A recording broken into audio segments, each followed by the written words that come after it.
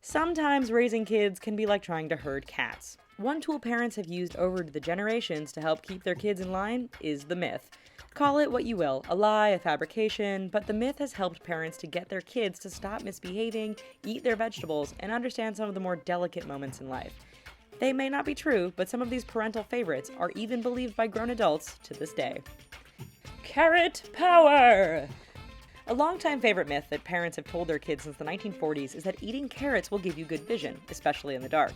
It is true that carrots are a good source of beta-carotene, which converts into eye-friendly vitamin A. That said, no amount of vitamin A will give you Navy SEAL-like night vision. This myth started in World War II when British fighter pilots said carrots were the reason they could see so well at night.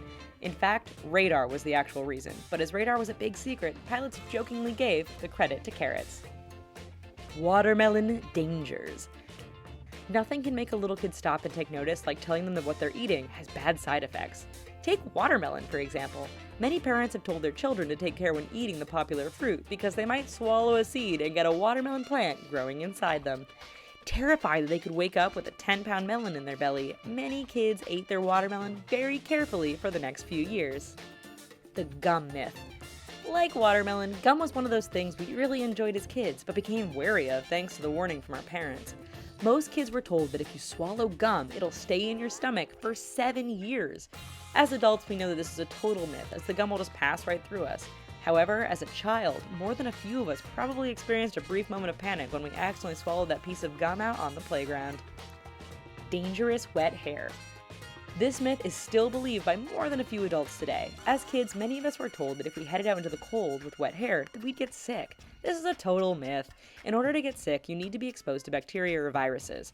Parents likely threw this one out our way to make sure we had totally toweled off before heading out to play with our friends after a bath or shower. Wait an hour. Were you ever at the beach or a pool party and headed back to the water after lunch only to be told by a parent that you had to wait for your food to digest? The myth here is that you'll cramp up if you try to go swimming within an hour of eating. Medical experts say this is false. In all likelihood, the myth was used by parents to give them a chance to clean up, rest a bit, and prepare for the chaos of having to watch their kids thrash around in the water. Permanent silly face. Children make faces all the time. Whether you're trying to make a friend or sibling laugh or using it as a comeback, silly faces are an important part of being a kid.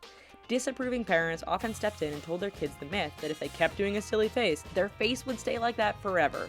Why would you say that? To make us stop, obviously. After all, while there are some interesting looking people, we have yet to see anyone who has a pig nose, crossed eyes, exposed tongue expression permanently stuck on their face since childhood. You'll go blind. Kids love television. They'll watch it like how a cat watches a bird or a zombie watches you. Eyes fixed and oblivious to everything else going on around them. This is nothing new. Since the television came into our homes, parents have tried to limit how much their kids watch.